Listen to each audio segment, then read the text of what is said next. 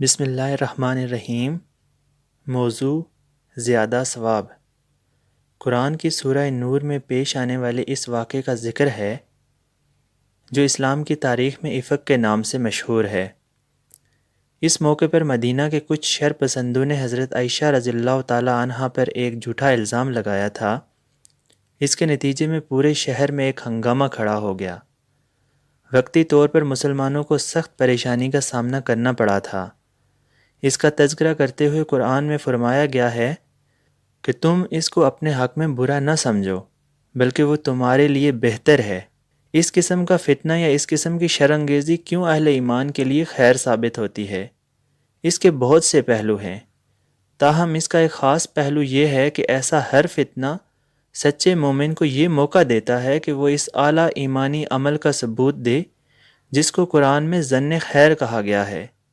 افواہوں کی آندھی میں حسن ظن کا طریقہ اختیار کر کے وہ مزید ثواب کمائے، وہ زیادہ بڑا عمل کر کے اللہ کی نظر میں زیادہ مقبول بندہ بن جائے۔ مثلا الزام تراشی کی اس مہم میں جو لوگ شعوری یا غیر شعوری طور پر شریک ہو گئے، ان میں سے ایک حسان بن ثابت انصاری رضی اللہ تعالی عنہ بھی تھے۔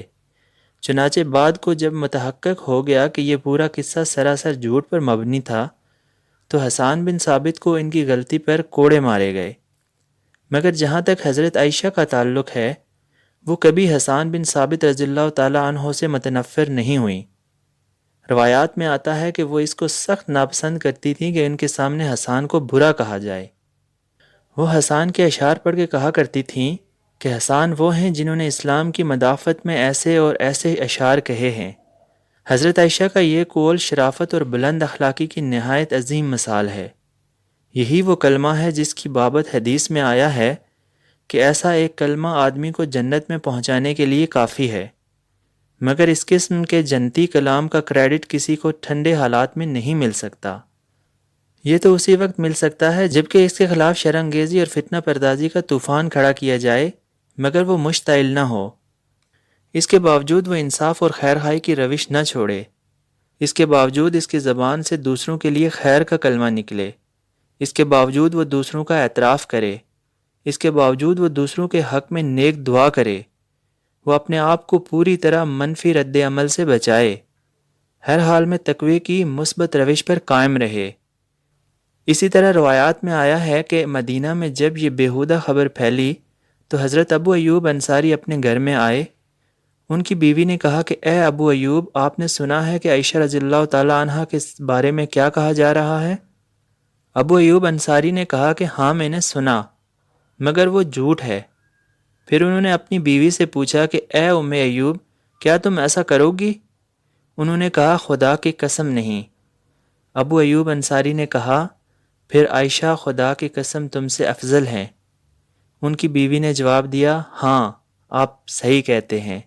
بعض روایات سے معلوم ہوتا ہے کہ انہوں نے صفوان بن معطل سلمہ کا نام لیا جن کے ساتھ ظالموں نے حضرت عائشہ صدیقہ کو ملوث کیا تھا۔ ابو ایوب انصاری نے کہا کہ میں خود اپنے بارے میں سوچتا ہوں کہ اس وقت اگر میں صفوان کی جگہ ہوتا تو میرے دل میں اس طرح کا خیال تک نہیں آ سکتا تھا۔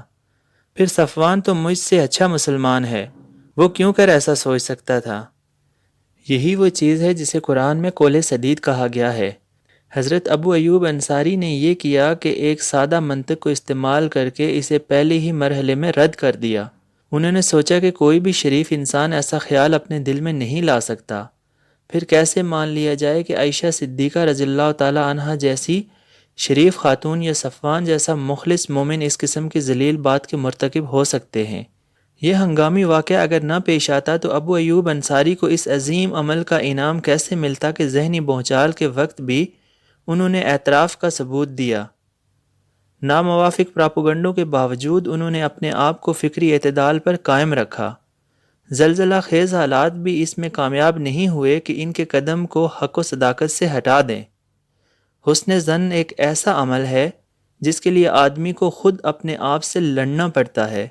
یہی وہ چیز ہے جس نے حسن ظن کو خدا کی نظر میں ایک عظیم عمل بنا دیا ہے۔